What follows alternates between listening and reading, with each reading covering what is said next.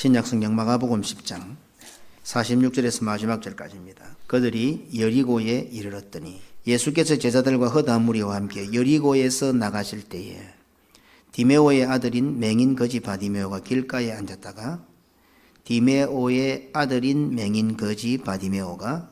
앉았다가 나사렛 예수시라는 소리를 듣고 소리질러 이르되 다윗의 자손 예수여 나를 불쌍히 여기소서 하거늘 많은 사람이 꾸짖어 잠잠하라 하되 그가 더욱 크게 소리질러 이르되 다윗의 자손이여 나를 불쌍히 여기소서 하는지라. 예수께서 머물러 서서 그를 부르라 하시니 그들이 그 맹인을 부르며 이르되 안심하고 일어나라. 그가 너를 부르신 다음에 맹인이 겉옷을 내버리고 뛰어 일어나 예수께 나오거늘 예수께서 말씀하여 이르시되 내게 무엇을 하여 주기를 원하느냐. 맹인이 이르되 선생님이여 보기를 원하나이다. 예수께서 이르시되 가라 네 믿음이 너를 구원하였느니라 하시니 그가 곧 보게 되어 예수를 길에서 따르니라. 아멘. 바디메오의 눈을 고치는 사건은 마가복음의 기록 형태로만 볼 때도 매우 특이합니다. 다른 병 고치는 사건들과는 다르게 병자의 이름이 등장한다는 사실입니다. 거기에다가 병자의 아버지 이름까지 등장하고 있습니다. 마가복음의 모든 치유 사건에는 고침받은 병자의 이름이 등장하지 않습니다. 이 한 사건만 독특합니다. 그러니 특이하다는 겁니다. 마가복음의 기록 형태에서도 특이하다면 의미가 있을 거다. 오늘 이것을 제가 말씀을 드리는 겁니다. 똑같은 논조로 해가면 별 문제가 없습니다. 그런데 다른 기록하고는 다르게 특이하게 뭔가를 기록했으면 성령 하나님께서 뭔가 의도를 가지고 있다는 거죠. 우리도 그렇지 않습니까? 마가복음 10장 46절에 그들이 여리고에 이르렀더니 예수께서 제자들과 허다한 무리와 함께 여리고에서 나가실 때에 디메오의 아들인 맹인 거지 바디메오, 우리가 잘 아는 바디메오의 아버지 이름도 함께 기록되고 있습니다. 바디메오라는 맹인 거지가 고침을 받았다고 보아도 됩니다. 고침받은 맹인 바디메오는 디메오의 아들이었다고 보아도 됩니다. 그렇게 본다면 굳이 성경에 바디메오의 이름을 기록할 필요가 있습니까? 맹인이요 거지였던 사람이 예수님을 불러 고침을 받았다 해도 결코 어색하거나 부족하지 않습니다. 바디메오라는 사람의 이름이 빠져도 별 상관없습니다. 오늘 우리가 은혜 받는 데는. 더더욱 바디메오의 아버지의 이름까지 성경은 기록하고 있습니다. 무슨 의미가 있습니까? 그렇다면 여기에는 분명히 성경이 말씀하고자 하는 의도가 있을 것이다, 이 말씀입니다. 아무런 의미 없이 바디메오의 이름이 기록되어 있고 별 의미 없이 바디메오의 아버지 디메오의 이름이 성경에 기록되어 있다고 보아도 되겠습니까? 받아들입니까? 바디메오의 이름이 성경에 기록된 거 별 의미가 없다. 수식어에 불과하다. 그 바디메오의 아버지 디메오의 이름이 성경에 기록된 거 그냥 별 의미 없이 받아들일 수 있다. 이렇게 해도 됩니까? 이 질문입니다. 그런 자세로 그런 태도로 성경을 읽어도 성경을 보아도 되겠습니까? 성경은 하나님의 말씀입니다. 우리는 성경을 성령의 감동하심으로 기록되었음을 믿고 신앙 고백합니다. 이 66권의 성경을 하나님의 말씀으로 믿습니다 하는 것은 신앙 고백입니다. 매우 중요한 신앙 고백입니다. 우리의 신앙의 기본이요 기초입니다. 그래서 이 성경 모두는 다 우리에게 주신 하나님의 말씀으로 우리가 믿습니다. 성경을 하나님의 말씀으로 믿고 신앙 고백한다면 이 성경을 어떤 자세로 읽고 어떤 자세로 듣고 어떤 자세로 묵상하고 어떤 자세로 받아들여야 되겠습니까? 성경이 하나님의 말씀이라고 믿는다면, 그리고 오늘 설교가 하나님의 말씀을 대언하는 것이라고 한다면 우리는 어떤 자세로 그것에 임해야 되겠습니까? 1.1회까지 하나님의 말씀이라고 우리는 믿고 고백합니다. 그런데도 어떤 것은 중요하게 받아들이고 어떤 것은 아무런 관심 없이 넘어간다면 이상하지 않습니까? 그래서 처음에 저는 그런 말들을 많이 들었습니다. 목사님 성경에 숫자에 대해서 자꾸 날에 대해서 자꾸 말하냐고. 성경에 나오니까 말씀을 드리지 성경에 없는 걸 제가 끄집어낸 건 아니잖아요. 그래서 어떤 것은 중요하고 어떤 것은 안 중요합니까? 이게 전부 다 하나님의 말씀인데 그럼 어떤 것은 관심을 기울여야 되고 어떤 것은 관심을 안 기울여도 됩니까? 오늘 제가 이 질문을 던지는 것입니다. 하나님의 말씀이라고 우리가 고백하면서 내 마음에 들면 아멘하고 내 마음에 들지 않으면 불쾌해하고 좀 이상하지 않습니까? 우리들 말 같으면 그럴 수 있습니다. 너와 나의 말 같으면 내 마음 내 좋으면 받아들이고 싫으면 안 한다. 충분히 할 수 있는 거예요. 그런데 하나님의 말씀이라고 우리는 신앙 고백하잖아요. 이 신앙 고백은 우리의 구원에까지 다다라 있는 거잖아요. 그러면 안 받아들이면 우리 구원에 문제가 있는 거예요. 중요한 것이거든요.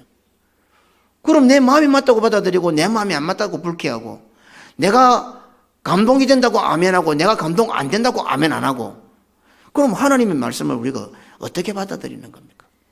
오늘 제가 제시하는 질문은 그 질문인 겁니다.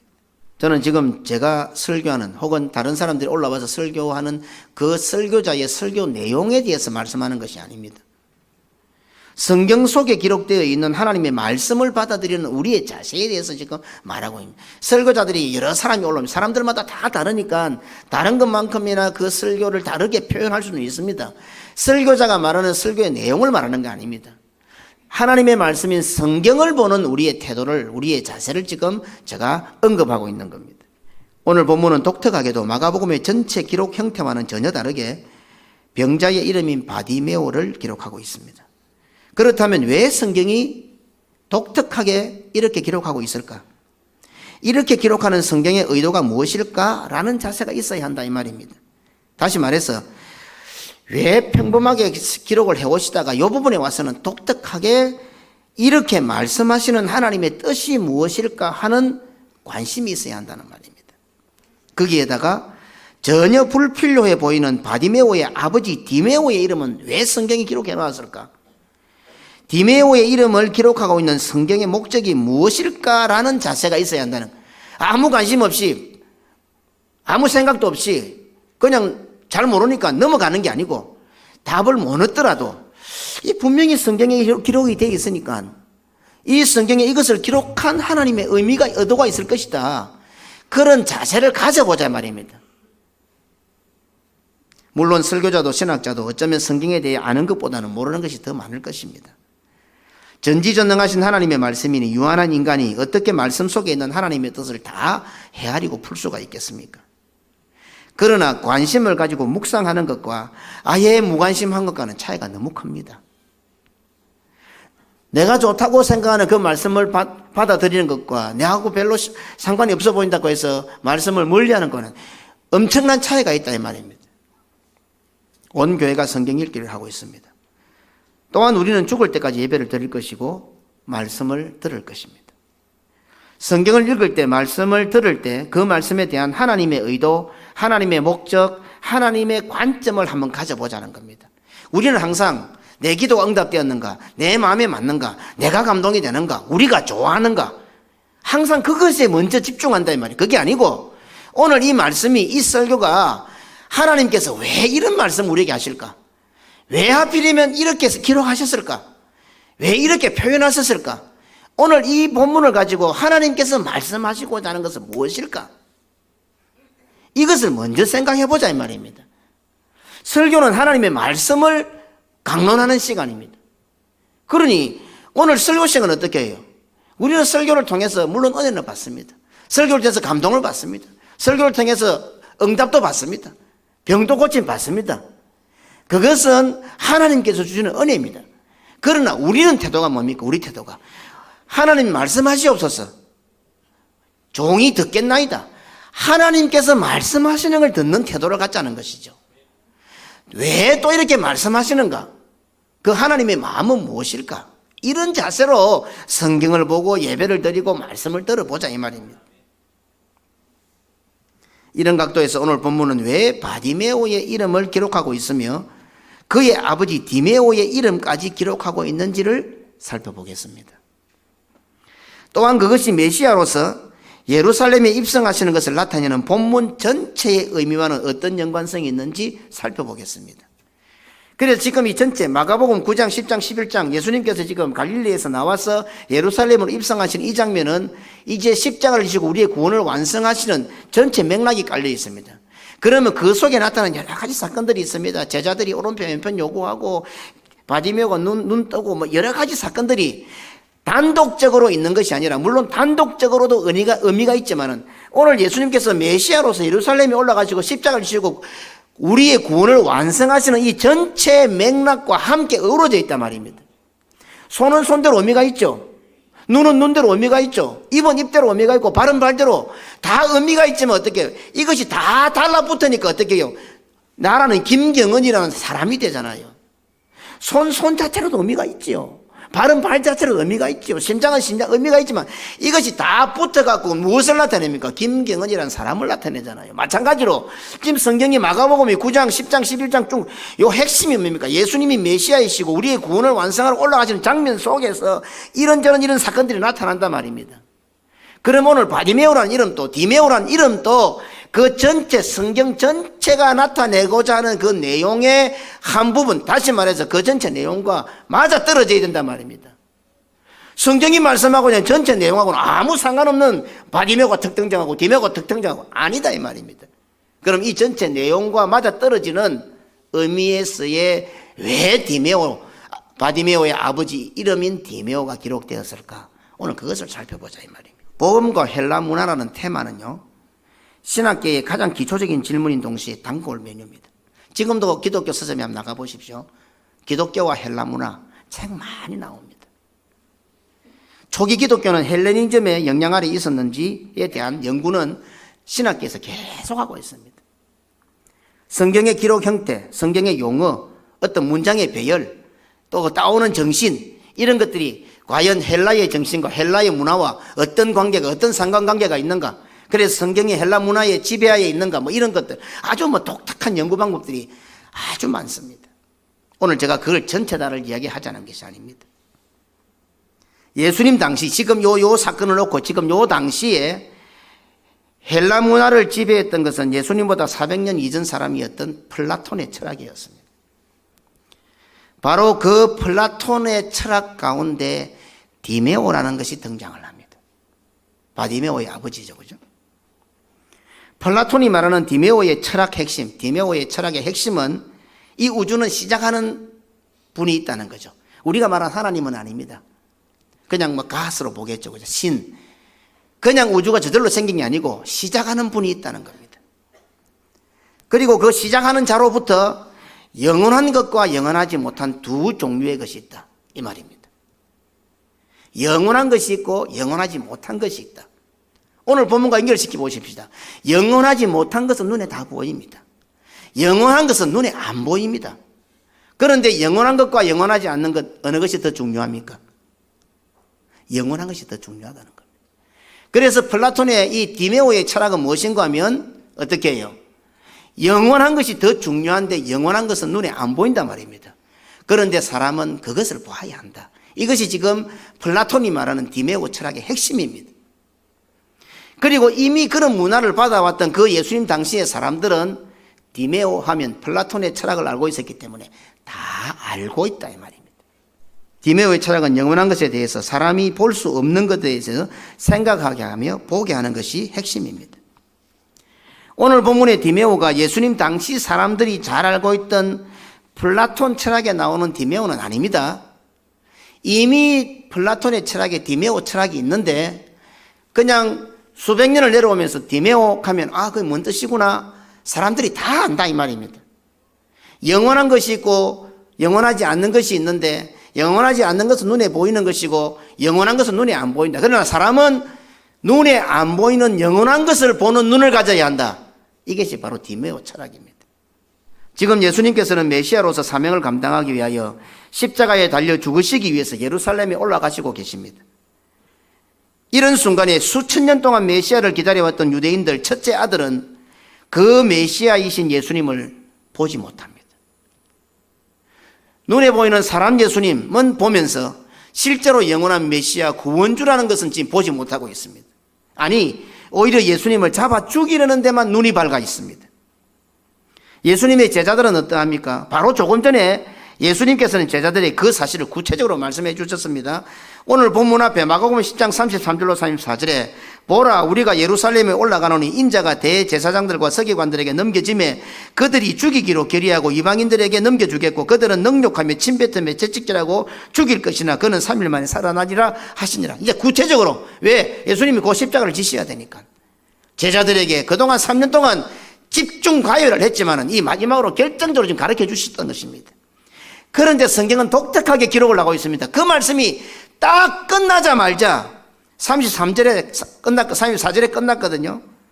그 말씀이 끝나자마자 35절에 와서 이렇게 말합니다. 제자들이 세베대의 아들 야고보와 영혼이 죽게 나와 여짜오되 선생님이여 무엇이든지 우리의 구하는 바를 우리에게 하여 주시기를 원하옵나이다. 이러시되 우리에게 무엇을 하여 주기를 원하느냐? 여짜오되 주의 영광 중에서 우리를 하나는 주의 우편에 하나는 좌편에 앉게 하여 주옵소서. 이건 우리의 요구입니다. 사실 제자들은 어떻게 해요? 자기 인생을 올인했습니다. 가족과 건물을 버리고 예수님께 자기 인생을 다 바친 자들입니다. 오늘 어쩌면 우리가 그런 자들입니다. 우리가 이 땅에 살지만은 주를 위하여, 주의 영광을 위하여, 주의 몸된 교를 위해서 어쩌면 우리 인생을 다 올인한 자들입니다. 그래서 예수님께서는 뭐랬습니까? 그 앞에 보면 나를 위하여 복음을 위하여 전토나 뭐 형제나 자매나 어머니나 아비나 버린 자에는 전생에 100배나 받고 이미 이 말씀을 다 해놓으신 거예요. 그에 대한 복을 다 말씀해놨는데 무슨 말인지 못 알아들으니까 정말 중요한 것을 못 보고 있으니까 지금 예수님께서 죽으러 올라간다는데 그 예수님께 와가지고 어떻게 말하고 있습니까? 하나는 오른편에 하나는 왼편에 그렇게 지금 요구를 하고 있는 것입니다. 이 일로 다른 제자들도 분노합니다. 마가복음 10장 41절에 10제자가 듣고 야고보와 요한에게 대하여 화를 내거늘. 지금 예수님께서는 메시아로서 잡히시고 능욕당하시고 침뱉음을 당하시고 채찍질 당하시고 죽임 당하시기 위하여 예루살렘에 올라가신다고 하는데 제자들의 눈에는 지금 무엇이 보이고 있습니까? 정말 보아야 할 것에 대해서는 모든 사람의 눈이 감겨져 있습니다. 실제로 보아야 할 것은 모두가 못 보고 있습니다. 바로 그때 실제로 보지 못하는 맹인 거지 바디메오가 큰 소리로 고래고래 고함을 치면서 등장을 합니다. 그 맹인이 바로 디메오의 아들이었던 것입니다. 그래서 성경은 디메오의 아들 바디메오 이렇게 말하고 있어요. 사람들이 다 알고 있는 거예요. 디메오의 뜻이 뭔지. 그렇다면 지금 바로 이 장면에서 플라톤의 철학의 디메오와 같은 이름을 가진 디메오를 등장시키는 성령 하나님의 의도가 무엇이겠습니까? 눈을 뜨고 있는 모든 사람들은 예수 그리스도가 메시아라는 사실을 보지 못하고 있습니다. 본문에서 보지 못하는 유일한 한 사람 맹인 거지만이 예수 그리스도를 향하여 다윗의 자손 예수여 다윗의 자손이여 라고 외치면서 예수 그리스도가 메시아이심을 보고 있습니다. 모든 사람들은 정말 중요한 메시아를 알아보아야 할 그 순간에 메시아를 못 보고 있습니다. 그런데 진짜 눈 감은 맹인 거지는 다윗의 자손 예수여 하고 그 메시아를 알아보고 있습니다. 보고 있다 이 말입니다. 그 장면에 하필이면 그 바디메오는 사람은 눈에 안 보이는 영원한 것을 볼 수 있어야 한다고 주장하는 디메오의 철학, 디메오를 연상하는 바디메오의 아버지 디메오의 이름을 탁 거론하고 있는. 이렇게 볼 때에 별 의미 없이 수식어에 불과해 보이는 바디메오의 아버지 디메오의 이름이 성경에 기록된 것은 오늘 본문이 나타내려고 하는 중심사상과 직결되고 있음을 쉽게 알 수 있습니다. 어떻습니까? 우리는 독립운동, 독립군, 친일파, 사대부, 선비 설명 안 해도 되지요. 다른 사람들은 모를 거예요. 다른 나라 사람들은 모를 거예요. 그러나 우리는 선비 사상, 사대부, 친일파, 뭐 독립군 그 말만 해도 우리는 다 압니다. 그런 것처럼 그 당시에 헬라 문화에 익숙해 있던 그 사람들은 디메오 그 말만 들어도 충분히 안다 이 말입니다. 예수님 당시의 사람들에게 너무도 알기 쉬운 단어였습니다. 보이지 않는 영원한 것을 보는 눈, 실제로 중요한 것이 무엇인지를 뜻하는 디메오라는 말은 실제로 중요한 것을 보지 못하는 예수님 주변에 있는 모든 사람들을 각성시키기에 환기시키기에 충분했습니다. 다른 사람들은 지금 눈에 보이는 것만 봅니다. 그래서 예수님을 잡아 죽이려는 것만 보고 예수님께 빌붙어서 무슨 자리 하나 하려는 그것만 보고 있습니다.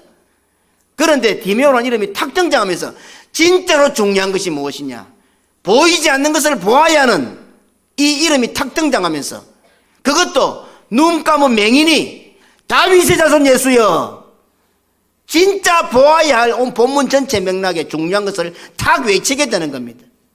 그렇다면 거지였고 맹인이었던 바디메오가 눈을 고침받은 이 사건은 단순히 바디메오의 육의 눈을 고치는 것이 목적이 아니라 예수 그리스도를 메시아로 보지 못하는 주변에 있는 모든 사람들, 첫째 아들인 유대인들과 둘째 아들인 제자들과 허다한 무리들과 모든 사람들의 영적인 눈을 고쳐주시려고 하는 것이 바로 예수님의 목적이었던 것입니다.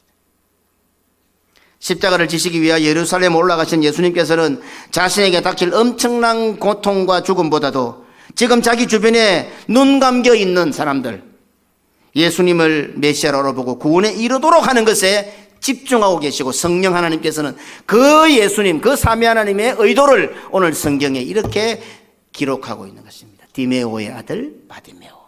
2000년이 지난 오늘날 우리들 역시 오늘 이 성경 속에 바디메오의 사건을 접하면서 바디메오가 육신의 눈을 고침받은 데만 눈이 밝아 있습니다. 그래서 우리도 바디메오 같은 신앙을 가져서 눈 고침을 받자. 아멘. 끝입니다. 그것도 은혜가 됩니다. 많은 방해 공작들이 있었지만 그 난관을 극복하는 신앙을 갖자. 예수님만을 부르는 신앙을 갖자. 예수님이 부르실 때 겉옷을 벗어버리고 뛰어가자. 그래서 우리도 눈고침을 받자. 은혜가 된단 말입니다. 그러나 그것만 보면 정말 지금 하나님께서 말씀하시고자 하는 말씀 속에 더 중요한 것이 많은데 정말 아무것도 아닌 것 하나 가지고, 물론 그것도 은혜가 됩니다만은 하나님의 의도를 놓친다 이 말입니다. 그 당시의 사람들, 2000년 전에 예수님 주변에 있던 사람들은 몰랐다 손치더라도 어쩌면 모를 수밖에 없잖아요. 지금 예수님께서 십자가 지신 것도 아닌데, 부활하신 것도 아닌데 십자가 지시러 올라가고 있으니까 모를 수도 있어요. 그러나 지금 우리는 예수님께서 이미 2000년 전에 메시아로서 십자가 지시고 죽으시고 부활하시고 또 성천하시고 재림하실 거 다 알고 있어요. 그런데도 이 본문을 읽으면서 바디메오가 눈 뜬 정도만 알고 지나간다면 성경을 잘 본 거예요, 못 본 거예요? 오늘 제가 이 말씀을 드리는 거예요. 그러면서도 신앙 좋은 거예요, 그게요. 하나님은 이 본문을 가지고, 성령 하나님께서는 감동하셔서 예수 그리스도의 구원, 예수 그리스도의 메시아됨을 나타내려고 성경에 기록해 놨는데 우리는 우리 눈 뜨는 것 정도만 알고 지나간다 이 말입니다. 2000년 전에 이 사람들을 욕할 것이 아니라 우리들은요, 하나님 앞에 서면 어떤 책망을 받겠어요? 성경은 이런 우리들에게 다음과 같이 경고합니다. 요한복음 9장 39절로 41절에 예수께서 이르시되 내가 심판하러 이 세상에 왔으니 보지 못하는 자들을 보게 하고 보는 자들은 맹인이 되게 함이라 하시니, 바리새인 중에 예수와 함께 있던 자들이 이 말씀을 듣고 이르되 우리도 맹인인가? 예수께 이르시되 너희가 맹인이 되었더라면 죄가 없으려니와 본다고 하니 너희 죄가 그대로 있느니라. 무섭죠? 본다고 하니 너희 죄가 그대로 있다. 우리는 예수 그리스도를 나의 구주로 믿습니다. 하나님의 보좌가 있는 예배의 자리에 나와 있습니다. 우리가 그할 처소를 예비하면 다시 오시리라는 예수님의 재림을 기다리고 있습니다. 이런 우리들이 교회를 통한 하나님의 구원 역사를 보지 못한다면 성경은 죄가 그대로 있다라고 경고하고 있습니다. 자기중심과 형편과 사정과 인간적이고 세상적인 요구에 눈이 밝아 예수 그리스도의 구원의 역사를 보지 못한다면 오늘 성경은 뭐라고 합니까? 네 속에 네 죄가 그대로 있다, 이렇게 경고하고 있는 것입니다. 또한 이 말씀은 자신이 맹인임을 깨닫는 자는 눈 뜰 가능성이 있고 자신이 맹인이 아니라고 생각하는 사람은 맹인이 될 것이다 라는 경고의 말씀입니다. 다시 말해서 오늘 우리의 신앙의 핵심입니다. 자신이 죄인임을 깨닫는 사람은 의인이 될 가능성이 있고 자신이 의인이라고 생각하는 자는 죄인이라는 말씀입니다. 디메오의 철학은 볼 수 없는 것을 보게 하는 것이 핵심입니다. 바디메오는 볼 수 없는 맹인입니다. 그런데 바디메오는 볼 수 없는 것을 보는 맹인이었습니다. 여기에 대해서는 다음 시간에 조금 제가 언급해 볼 생각입니다. 어쩌면 우리는 맹인이 되어야 됩니다. 특별히 목사들은 맹인이 되어야 됩니다. 좀 어렵죠? 묵상해 보십시오. 다음 주 제가 언급해 보려고 지금 하는 겁니다. 특별히 목사들은, 말씀을 전하는 자들은 맹인이 되어야 됩니다. 볼 수 없는 것을 보는 맹인. 어렵죠? 보는데 무슨 맹인이에요? 보면 맹인이 아닌데. 오늘 성경은 우리에게 독특한 것을, 오늘 교회의 독특성을 지금 보여주는, 성도들의 독특성, 세상이 볼 수 없는 것을 보는 맹인. 참 재밌는 표현이죠. 한번 묵상해 보시기 바랍니다. 바디메오의 사건은 다음까지 시작합니다. 그래 오늘 제가 성경을 2번 읽었죠. 본문 첫 장면에 마가복음 10장 46절에 그들이 여리고에 이르렀더니, 성경은 딱 그렇게 기록합니다. 이거 아무 의미 없는 거 아닙니다. 또 말씀드립니다. 목사님은 지역 사람 이름 숫자 아니에요. 성경, 그들이 여리고에 이르렀더니 성경에 기록되어 있잖아요. 그러면 하나님께서 의미가 있어서 기록하신 거 아니겠습니까? 여리고는 어떤 곳입니까? 매우 성경의 역사적인 장소입니다. 철옹성 여리고는 요단강을 건넌 이스라엘 백성들이 하나님의 능력으로 기적과 같이 점령했던 곳임을 우리는 다 압니다. 그러니 지금 이 장면 한번 생각해 보십시오. 예수님께서 지금 구원을 완성하시기 위하여 예루살렘으로 이스라엘로 딱 들어가십니다. 그러니 지금 여리고는 이스라엘로 들어가는 출입문이에요. 출애굽한 이스라엘 백성들이 가나안 땅 약속의 땅으로 들어가려고 하는 딱 출입구가 바로 여리고였어요. 얼마든지 연상이 되지요. 지금 그 구약에 출애굽한 이스라엘 백성들이 약속의 땅에 요단강을 건너고 약속의 땅에 들어가는 그 출입문 여리고를 통과하는 그 장면과 지금 예수님께서 우리의 구원을 완성하셔 완전한 이스라엘, 완전한 하나님의 나라, 완전한 약속의 땅을 만드시려고 하는 그 시작의 순간에 그 여리고에 있다고 와 계신 거예요. 그러니 지금 이 단순하게 마가복음 10장 46절에 그들이 여리고에 이르렀더니 뭐 그냥 읽고 지나가는 거고, 이거를 여리고라는 말씀을 딱 묵상을 해보면 또 하필이면 왜 여기서 올 말씀을 언급을 하실까 하면 당연히 지금 어떻게 해요? 출애굽한 이스라엘 백성들이 약속의 땅으로 들어가는 그 장면을 확 당겨올, 구약의 사건을 지금 신약으로 확 당겨올 수 있잖아요. 그 말씀이 얼마나 풍성해집니까? 여리고는 약속의 땅으로 이스라엘로 들어가는 출입문과 같은 곳입니다. 약속의 땅으로 들어가는 입구에서, 이스라엘로 들어가는 입구에서 바디메오는 영원한 약속의 땅, 영원한 이스라엘로 들어가는 유일한 출입구가 되시는 예수님을 알아보고 있는 겁니다. 예수님 당시의 사람들이 예수님을 메시아로 알아보지 못한 것보다도 오늘날 우리들이 구원주 되시는 예수님을 알아보지 못하는 것이 훨씬 더 심각하다는 사실을 알아야 합니다. 성경을 주시는데도, 말씀이 있는데도, 말씀을 보고도 지금 영원한 약속의 땅으로 들어가는 출입구를 못 찾고 있는 거예요. 영원한 약속의 땅, 영원한 이스라엘, 완성된 이스라엘, 완성된 젖과 꿀이 흐르는 땅, 약속의 땅, 영원한 천국에 들어가는 유일한 문은, 유일한 길은 예수 그리스도를 알아보는 것 외에는 없습니다. 예수 그리스도를 알아봐야 됩니다. 그 예수는 지금 성천하여 천국에 가서 안 보이는 영적인 것이지만, 영적인 분이지만 그 예수를 알아보지 못하는 자는 절대로 약속의 땅에 못 들어갑니다. 오늘 이 사건은 바디메오는 고함을 치면서 모든 사람에게 지금 알리고 있는 겁니다. 다윗의 자손이여, 바로 예루살렘으로 들어가는, 오늘 우리들에게 어떻습니까? 이제 완성된 하나님의 나라, 완성된 약속의 땅, 완성된 젖과 꿀이 흐르는 땅, 천국에 들어가는 길은 예수님을 나의 구세주로 알아보는 길 외에는 없다는 것을 오늘 본문은 강조를 하고 있는 거예요. 거지요 맹인인 바디메오는 정말로 중요한 것이 무엇인지를 가르쳐주고 있습니다. 맹인 바디메오의 사건은 우리가 무엇을 보아야 할지를 지금 가르쳐주고 있습니다. 그래서 오늘 성경의 저자는 바디메오의 아버지 디메오라는 이름을 정말로 중요한 것을 보아야 한다는 의미를 가지고 있는, 당대의 모든 사람이 너무도 쉽게 알고 있는 단어, 그 바디메오의 아버지 디메오라는 이름을 탁 거론하고 있는 거예요. 아무도 정신을 안 차리고 있는데 거지 맹인이 다윗의 자손이여 하니 딱 보니까 저 디메오의 아들 아이가. 그럼 디메오 하면 그거 정말 중요한 것을 보아야 하는 거 다 알고 있었다 이 말입니다. 그런데도 한 사람도 그게 관심이 없었던 거예요. 그들이 바로 우리들 아닙니까? 오늘 어디에 관심이 많습니까? 뭘 보고 있습니까 도대체? 내 눈에는 뭐가 보입니까? 그래서 이런 데서 아마 성경에서 우리 조상들이 그랬던 거예요. 개 눈에는 똥밖에 안 보인다고. 아마 그렇게 말씀하신지 모르겠어요. 자, 결론을 한번 내려보십시다. 그러면 이 말씀이 오늘 우리들에게 주는 의미는 뭡니까? 자, 묻겠습니다. 우리들의 아버지는 누구십니까?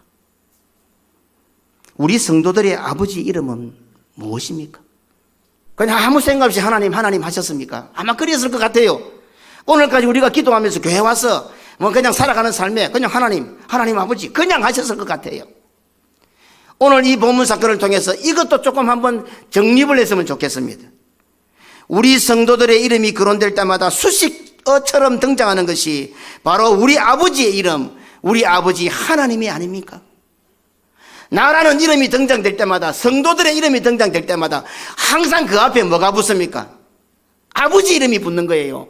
아버지, 하나님이라는 우리 아버지의 이름이 하나님이잖아요. 하나님이라는 이름이 내 이름 앞에 붙는 거예요. 이상스럽게. 물론 목사, 장로, 집사, 권사, 성도를 살아야지만 우리 모든 성도들에게는 살아가는 삶에 아무개 앞에는 항상 우리 아버지 이름이 탁 붙는, 하나님 이름이 붙는 거예요. 하나님의 사람, 하나님의 아들, 하나님의 딸, 하나님의 백성, 아버지 이름이 붙는 거예요. 우리 이름 앞에. 디메오의 아들 바디메오, 하나님의 자녀 우리들, 하나님의 아들 아무개, 하나님의 딸 아무개, 계속 우리 아버지 이름이 붙어 오르는 거예요. 우리 이름 앞에 말입니다. 성도들의 입에는 어쩌면 어머니라는 말보다 아버지라는 이름이 더 자연스럽죠. 교회 생활 하다 보면요, 세상 사람들은 급한 일이 탁 당기면 누구를 부릅니까? 엄마야 이러잖아요. 성도들은 어째요? 아버지 이란다고. 그거 이상하잖아요. 제가 어릴 때, 아주 어릴 때, 아마 초등학교 다닐 때인데 우리 할머니하고 외할머니하고 버스를 타고 오는데 급정거를 탁 했어요.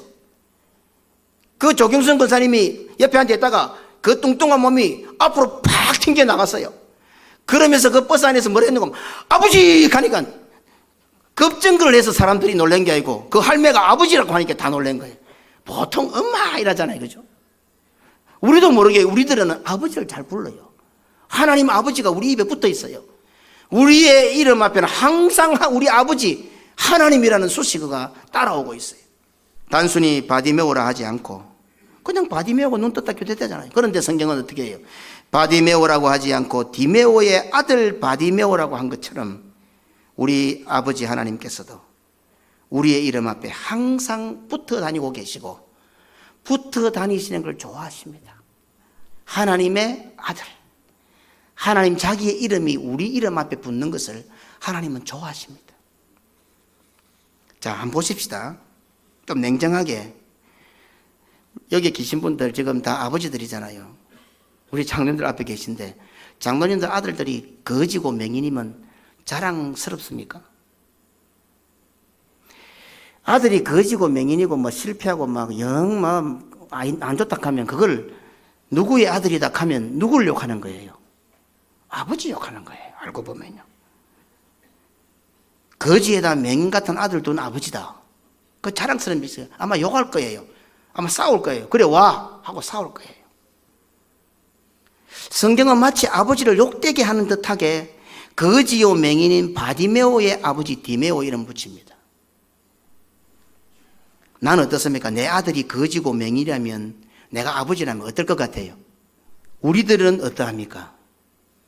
우리의 이름 앞에, 나의 이름 앞에 항상 수식으로 따라붙는 우리 아버지의 이름, 하나님의 이름이 붙습니다. 그럼 우리 아버지이신 하나님의 마음은 어떨 것 같아요? 자식이 좋은 직장에만 들어가도 입에 침이 마르지 않는 것이 부모입니다. 특히 아버지로서 아들이 잘 될 때는요, 천하를 얻는 기쁨을 가집니다. 아들 없는 분들 죄송합니다. 네. 아버지가요, 아들이 잘 되면요, 천하를 얻는 것 같아요. 그런데 아들이 못 되잖아요. 내 죄 같아요. 내 잘못 같아요. 아들이 실수하잖아요. 내가 잘못한 것 같아요. 이게 아버지의 독특한 마음입니다. 우리 장로님들 안 그렇습니까? 그렇죠? 아들이 잘못될 때는 내가 잘못한 것 같아요. 내 죄 같다 이 말입니다.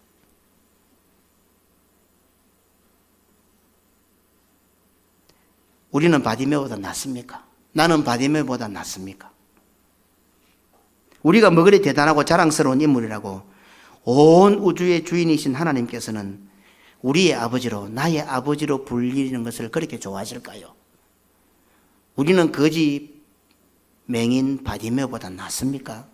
그런데 하나님 아버지께서는 지금 우리 하늘에 계신 하나님 아버지께서는 우리를 나를 아들이라고, 우리의 아버지라고, 우리를, 여러분들을 딸이라고, 여러분들의 아버지라고 말하는 것을 좋아하신다 이 말입니다. 부끄러운 내 자식, 내 아들, 내 딸, 그 놈들의 아버지라고 말하는 것이 부끄러운데 우리는 우리 같은 자들을 하나님께서는 항상 일마가 내 아들이야, 일마가 내 딸이야, 나는 일마 아들의 아버지야, 이렇게 하는 것을 하나님은 좋아하신다 이 말입니다. 간혹 우리는 이런 농담을 합니다. 우리 아버지가 대통령이 돼. 만약에 그랬다 하십시다. 우리 아버지가 문재인 대통령 아이가. 그러면 옆에서 뭐랍니까? 너가 아버지가 문재인 대통령이면 우리 아버지는 트럼프다. 우리는 그렇게 대답을 하면 일반적으로 이런 농담을 많이 합니다. 자, 마찬가지로 생각해 보십시다. 아주 쉽잖아요. 우리 아버지가 문재인 대통령이다. 이놈의 새끼, 내가 아버지가 대통령이면 우리 아버지는 트럼프다. 우리끼리 그런 농담을 한단 말입니다. 그러면 우리가 지금 아버지라고 부르는 하나님 아버지는 문재인 대통령하고 비교가 됩니까? 트럼프하고 비교가 됩니까?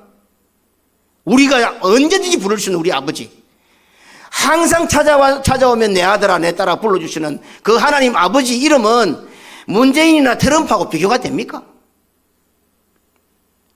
그러면 한번 농담을 해보십시다. 우리 아버지가 하나님이다. 그러면 옆에서 뭐 사탄이 있다. 택타인 소리하고 있네.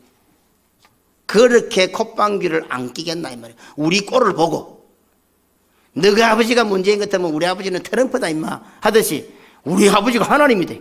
개뿔도 않는 소리하고 있네. 이렇게 반응을 안 하겠나 이 말입니다. 혹시 우리들 가운데 우리 아버지가 내 아버지가 하나님이시라고 말하는 것을 부끄러워하시는 분은 없습니까? 직장에 가서 학교에 가서 하나님이 내 아버지라고 말하는 걸 부끄러워하시는 분은 없습니까? 주제 파악을 좀 하시기 바랍니다. 누가 부끄럽습니까?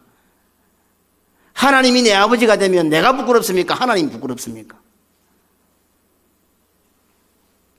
예수님을 보면서도 예수님이 누구신지를 몰라보던 유대인들처럼 제자들처럼 허다한 무리들처럼 하나님 아버지를 입에 달고 살면서도 하나님의 마음, 하나님의 뜻에 대해서는 전혀 보지 못하는 아예 관심도 없는 우리들이 아닙니까? 메시아를 메시아로 바라보지 못하는 그들에게 가르쳐주기 위해서 디메오를 탁 등장시켰습니다. 그때는 이 사건 한 번이었습니다. 우리는 살아가는 인생살이 전부 다 우리 이름 앞에 하나님이 붙습니다. 하나님의 아들, 하나님의 딸, 하나님의 자녀, 하나님의 백성, 우리 아버지 이름 붙는데 그들이 디메오라는 이름을 보고서도 깨닫지 못했던 것처럼 우리는 어떻게 해요? 매일같이 수십 번 수백 번 우리 아버지 하나님 이름 부르면서도 하나님의 뜻에는, 하나님의 관심에는 아무 무관심한 우리들이다. 못 본다 못 봐. 하나님이 보여주고 싶은 거는 볼 생각을 안 한다는 거죠. 예수님을 보면서도 예수님이 누구신지를 몰라보던 유대인들처럼 제자들처럼 허다한 무리들처럼 말입니다. 우리를 향하신 하나님의 사랑이 한결같으신데 우리의 아버지가 되시는 것을, 우리가 그의 아들 되는 것을 우리 하나님은요 다짐에 다짐을 하시고 확인에 확인을 하십니다. 우리는 어쩌면 살아가는 삶의 세상살이에 내가 하나님 아들이라 하면 조금 뭐 걸릴 게 있어서 설 감추고 어디 밥 먹을 때도 부끄러워서 기도하면서 뭐 기도하고 이래 기도하는지 몰라도 하나님은요 우리 같은 자들 죽어 망에 빠져도 수천 번 죽어 망에 마땅한 우리 같은 문둥이 같은 우리들, 변질 잘하는 우리들, 이런 패역하고 거짓부렁하는 우리들임에도 불구하고 하나님은 우리를 향해서 저거 내 아들이다, 저거 내 딸이다, 저거 내 자식이다 천하에다 공포하고 그렇게 말씀하시기를 좋아하신단 말입니다. 사무엘하 7장 14절에 나는 그에게 아버지가 되고 그는 내게 아들이 되리니 그가 만일 죄를 범하면 내가 사람의 매와 인생의 죄책으로 징계하려니와. 왜? 아들이니까. 죄를 범할 때 잘못할 때에 채찍으로 징계한다. 왜? 내 아들이니까, 내 새끼니까. 고린도후서 1장 18절에 너희에게 아버지가 되고 너희는 내게 자녀가 되리라. 전능하신 주의 말씀이니라 하셨느니라. 내 하나님의 이름을 걸고 말하노니 너희는 내 새끼들이다, 내 자녀들이다, 나는 너희들의 아버지다. 하나님은 이렇게 말씀하시기를 좋아하셔요. 히브리서 1장 5절에 하나님께서는 어느 때에 천사 중 누구에게 너는 내 아들이라 오늘 내가 너를 낳았다 하셨으며 또 다시 나는 그에게 아버지가 되고 그는 내게 아들이 되리라 하셨느냐. 하나님이 천사들 보고도 안 그랬다 이 말입니다. 아무 죄가 없는 천사들 보고도 천사 그거 내 아들이다 이래 안 했단 말입니다.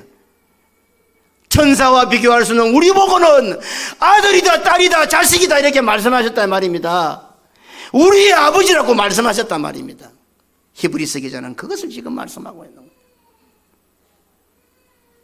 어떻습니까? 내 아들이 천사대. 이게 좋겠습니까? 저 내 아들 김기성이 저거 목사라고 해도 순 돌콩 목사이가 저거 김경희 저게 내 아들이다. 이게 멋있어 보입니까? 내 아들은 천사 아이가, 천사장 아이가, 날개가 4개 달린 홀로 나는 천사장 아이가. 어떤 게 더 멋있습니까? 그런데 하나님은 그거 다 내려놓으시고 우리 같은 자들을 아들이라 딸이라 자식이라 그것을 즐겨 확인하시고 시간마다 공부하시는 거예요.